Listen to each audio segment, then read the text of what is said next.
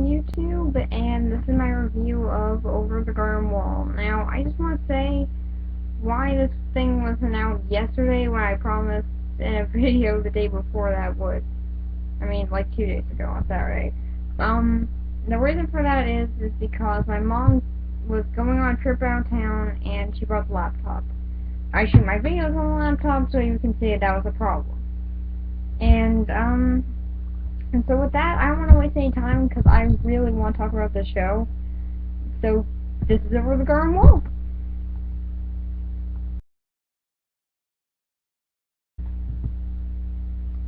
The story. Now, I don't want to go into complete detail on this because there are 10 episodes. So I'll just talk about the sort of story arc that's going on within the show. Except for in episode 3, which I still find pointless, but I really don't like episode 3.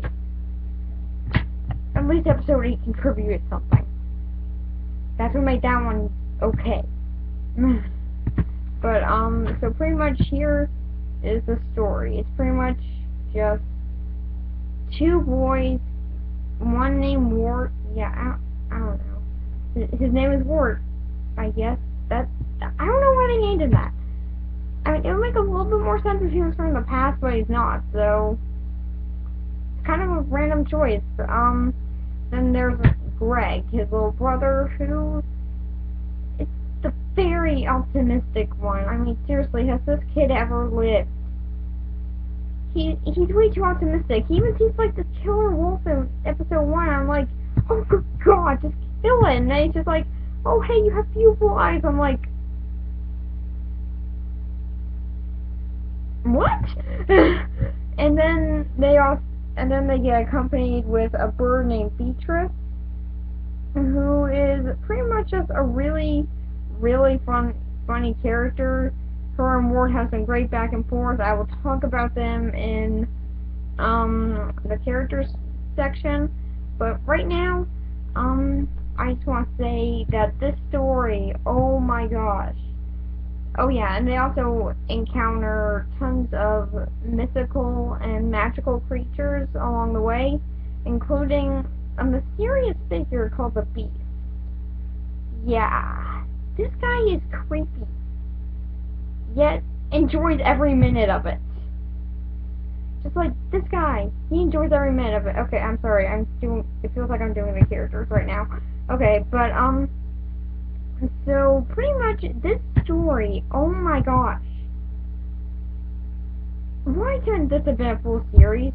Or at least, like, a season 1? Like, one season. That's all I ask. But now I really don't want because it came to a perfect close. And, so pretty much, I really love how well this worked. Like, this story, every single episode may contribute. Even episode 3 made a small contribute by sort of just developing the characters, which, oh my gosh, that episode was hilarious. I know it was awful and contributed nothing, but it was hilarious with Warren Beatrice, but, so pretty much, I'm not going to talk about every single episode, because there are 10 and I don't really want to take up all the time, so, I just really want to say, these are great. This is a great story. Like, this story just works so well. Every single episode contributed something to it. And I think that's what really made the show work, is that they never got too off track. Like, they would get off track at some point. With episode 3, again, I know, I'm sorry, I really hate that one. And episode 8, they would sort of get off track, but then they would get right back on the track. I was just like, oh, thank you. Oh, thank goodness.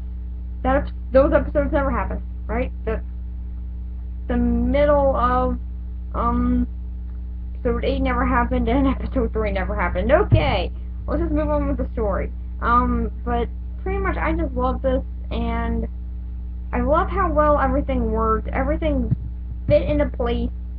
So, all in all, I will have to give this an 8 out of 10. I just really love how well the story worked. everything in it has its own place, and I just love that. So now we move on to the characters, which I was sort of talking about during this part of the review. Okay, so this is pretty much the part of my review that I was talking about in the story a lot for some odd reason. This is the characters. Now, oh my god. These characters are so strong. I didn't want them to go away. Though I knew they had to at one point. I just really love them, and Elijah Wood, you did a great job. I don't care that much for the Hobbit movies at all, actually. Don't hate me, YouTube, don't hate me. But, I really think that he did good. I mean, he did really good here. His voice fit perfectly with this character. I mean, who would have thought? And so pretty much, the characters are, I'm going to talk about my favorite one first, Wart, if you didn't get that from my opening. This character is pretty much the equivalent of Dipper. And that's what makes him work. I love the character Dipper. He was awesome. He's still awesome. Even though he has a longer running series. But Wart is pretty much him without the journal. And just sort of with the annoying little brother, which is kind of like Mabel. The show kind of rips off Gravity Falls. Okay, anyway, but, Wart is pretty much that character that is just there to try to keep them on track. He is focused, he is determined to get back until episode 7's ending, and he is just so much fun along the way. Like, this was my favorite character in the show. I mean, how can you not love this guy? He beat up a beast! Okay, so, pretty much, now I'm gonna go and start talking about Beatrice, who I did talk a little bit about in my story. And so, Beatrice is the smart-mouthing, quick-witty character of the show. Sort of like Uncle Stan. Wow, I gotta stop comparing this to Gravity Falls. They have so many comparisons. But pretty much she is just, oh my gosh, their Wart and her back and forth are just hilarious. This is just comedy gold. Like, there's even one point where she's just like, okay, I admit, Wart, you seem like a pushover, but you're not. And then he's like, oh? She's like, yeah, deep down your heart, you're a stubborn jerk. Why are you going to give this up? Maybe I'll never give this up. I thought that was hilarious. That line alone is one of the best parts to come out of episode 3. And, oh my gosh, if that whole entire episode 3 was like that, then I would have enjoyed it more. I'm sorry, I'm dwelling on episode 3. It was just so terrible to me. It was just such a time waster. But, oh my gosh, what can't be said about Beatrice? She's Beatrice. She's a bluebird who was a human at one point, who is kind of a traitor, but also isn't, because then she'll trade on the person that she was trading against. If you've seen the show, then you'll understand this. Then you'll be like, oh, yeah, you're referring to episode 6. Okay, but now I'm gonna go on to the Beast, because I'm going in my order of my favorite characters. And just so you know, I'm not going to talk about every single character. I'm just going to talk about the main ones. So, the Beast. Oh my gosh. This is the past version of Bill Cipher. I know, I'm referring to the show still, but oh my god, he is. He is a supernatural creature on the show. Oh my god. I gotta stop comparing this to Gravity Falls. But he's pretty much the supernatural, mysterious creature in the woods, who for some odd reason sings opera, like music. I don't know that much about music, but pretty much this guy, oh my god, he's so calm while doing this. Every single moment he's on screen, he is sucking it up. Whoever did that voice, kudos. I mean, you did great.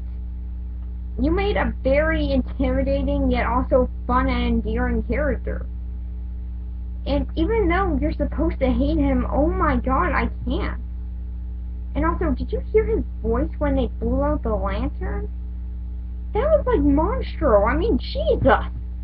What the heck? What? Was that his voice this whole time? And so they could have exploited that. Although luckily they didn't. They waited, so. And now I'm going to talk about this is mainly going to be talking about like foreshadowed characters too. So yes, Adelaide will be mentioned, because she played such a big part in it. But right now I'm going to talk about the Woodsman, who's pretty much just a tragic story. I mean, oh my god, I almost found myself crying when I learned his backstory. I'm like, yay, kid show. What the heck happened to your daughter again? Wait, rewind. That, what? But pretty much. So, okay, I don't want to try to give out any spoilers, but that'll be really hard, because this character, you gotta go deep into him to know that he was a developed character. So, pretty much, he is he's sort of a villain, but he's more like an anti-hero, I guess. Like, he does seem like a villain, but he also helps out the boys, which makes him good and bad at the same time. But the reason why he's being evil and working with the Beast is because his daughter. He wants to save his daughter, which is, oh my gosh. If you know her backstory, then it is just sad. You will see why I'm saying that this is this is so sad. So after him there is Gregory, who, oh my god, again, this kid has never lived. Jesus, kid! You're too optimistic! Even in death, he's optimistic. Like, there's a moment where he is tangled up in vines and is about ready to die, and then... Oh, can you give this lady back a rock? What the heck? It's a freaking rock! I don't think that that's the biggest emergency going on in your life right now, kid. But anyway, he's sort of like the optimistic character that's trying to explore this mysterious world that they're in. But to me, he's just a cute little kid on it, and I don't like the cute little kids. I don't know why they always have to be used. I don't even like Goslin from Darkwing Duck. Yeah, go ahead, YouTube, hate me. But, I don't even like her. So, why do they always use cute little kids? I just never got that. Like, what's with the cute little kids all of a sudden? They don't help. But pretty much that's the characters. So on the characters, oh wait, yeah, and then there's also Adelaide, who, as the Nostalgia Critic said, get ready for letdown. That's what he said in his Langoliers review. Get ready for letdown. Because she's just a big letdown. She's hardly in the episode. It makes you wonder why they foreshadowed her so much. So, all in all, what do I think about the characters? I give them a 7 out of 10. They're good, they're developed, they're strong, yet also annoying at times. And so I'm going to have to continue this review in a part 2, because they're getting kind of lengthy on this, so yeah. Part 2 I'll talk about the animation and the songs.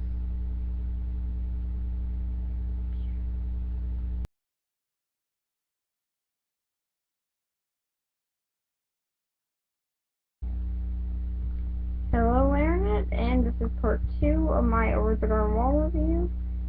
So, I'm going to talk about the animation. Oh my god. I mean, this is Wes Anderson's Fantastic Mr. Fox meets Gravity Falls regular show and Over the Garden Wall in a horror like style sort of show for kids. Oh my god, that's one of the coolest collections. That's awesome.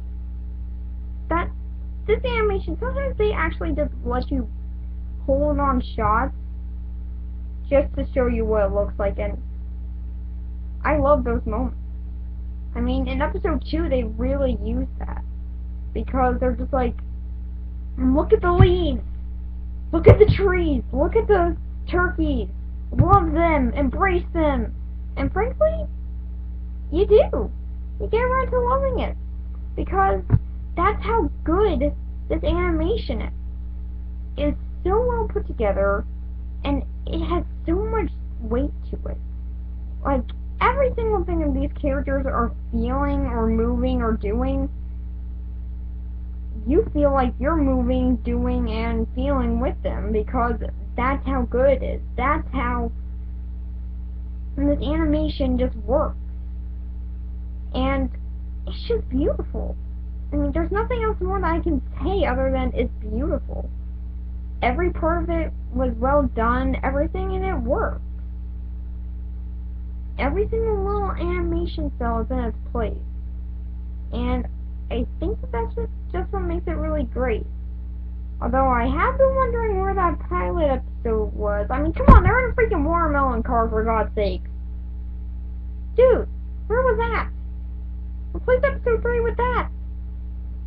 But seriously, dude, if you're gonna make a DVD, please put that in. I really want to see that. So, what do I give the animation? Well, this is one of my first, I think, that I've ever done this. 10 out of 10. That's how good this animation is. Just for a little mini-series, too. That's what makes it so good, is that it's just a little mini-series. And yet they put so much effort into just making this so beautiful and so... And, oh, jeez, I'm trying to think of something else to say about it. It's just so beautiful. I mean...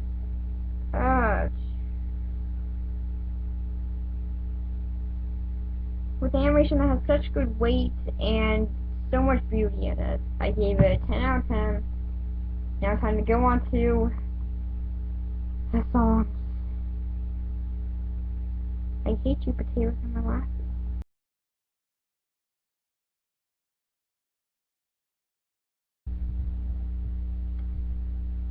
This is the song.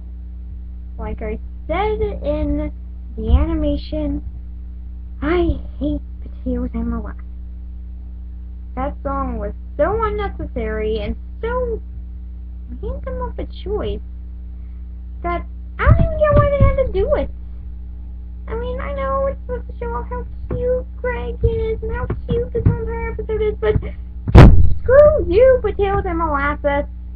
You don't have a point. Get a point. If you had a point, then I would like you. You have a catchy tune that seems to stick in my head. But you don't. You don't have a point.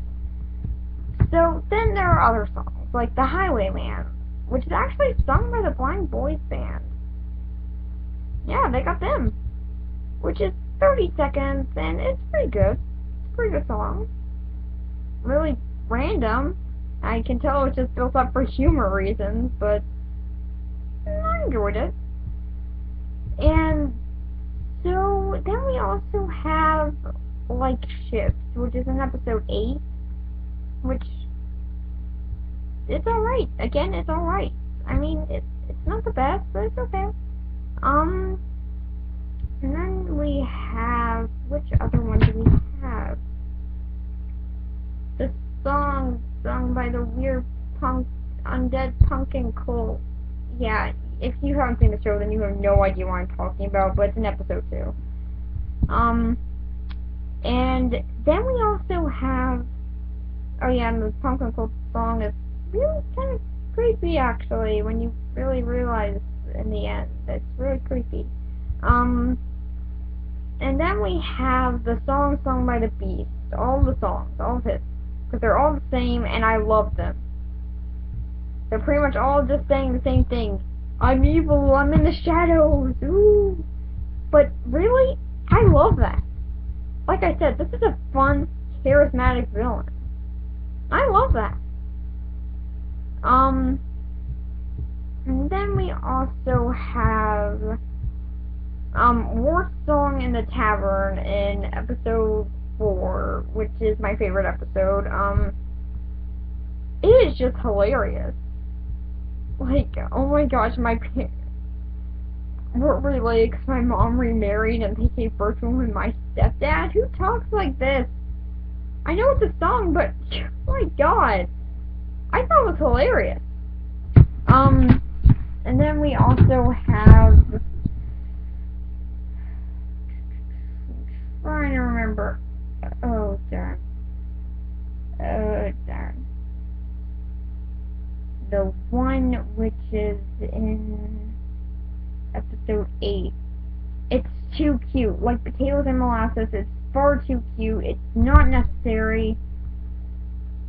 I just don't see why they needed it. Then there is the opening song and the intro and epilogue song, which are pretty much the same. These are beautiful.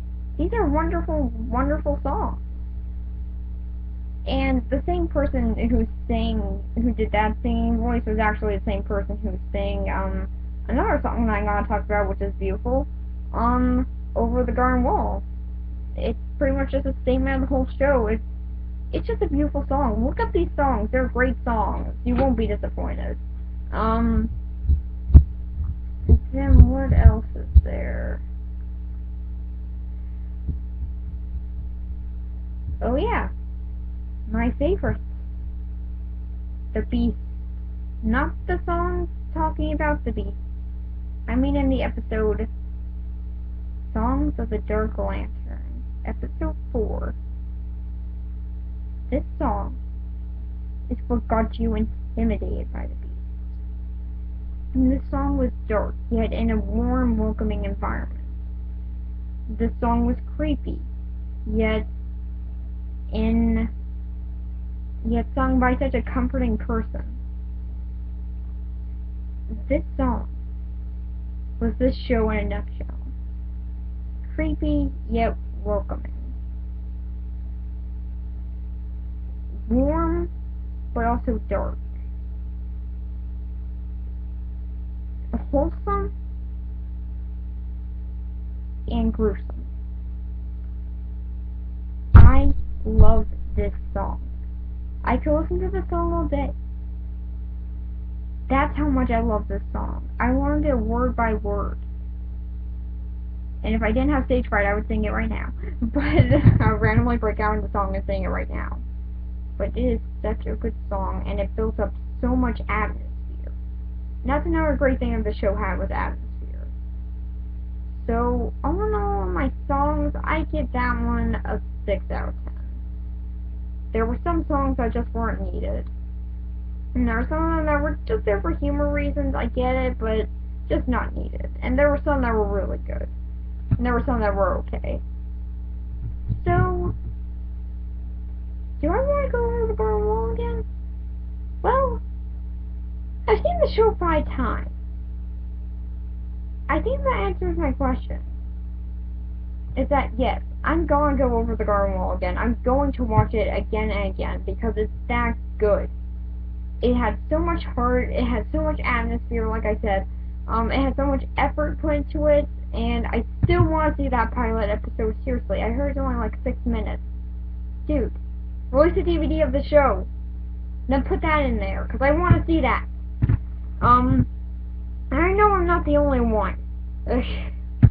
Seriously, they're trying a watermelon car. I want to know what that was. But I just really love all the atmosphere and just all the weight that the show had. It was such a good show. I'm not necessarily saying that they should do this again, but Cartoon Network, make another show like this. Make it longer running, just at least like 20 episodes. Like that'll keep us really interested, and then you'll get much more money that way. But put the same effort and heart that you put into this one into it. And keep it running for a little bit longer. Do it again. Keep on the atmosphere. Keep it creepy if it needs it. Keep it warm and comforting when it doesn't. Don't put too much cuteness in, like in episode 8. A fraction of that episode is unwatchable. And then also don't make pointless episodes like episode 3. That was just so pointless. I don't see why you need it. So, in conclusion, my total sum of this show,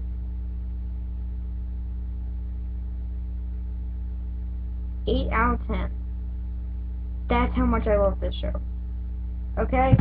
And next week I will be doing a movie that I recently found online that I really want to see called Songs of the Sea. And also, the week after that, I'm going to be doing something that, one of you guys, one of the fans, actually recommended that I would watch, which is called Mary and Max. Yeah, one of them recommended that I would watch that, so I did, and I'm going to be doing a review of that the week after. And then after that, please send me some things that you want me to review, because that would be awesome if you guys would just send me something that you want me to review. Please, no pornos, no rated R, no horror, no romance, and no Adult Swim stuff. Just those 5 things. I don't know, I just have a thing with that. I get scared easily, and I hate romance. Or dramas. I don't like dramas. Or else I'll have to suffer through them. So, yeah. Like I said, next week is Songs of the Sea. Next week we're going to be listening to Songs of the Sea. So, yeah.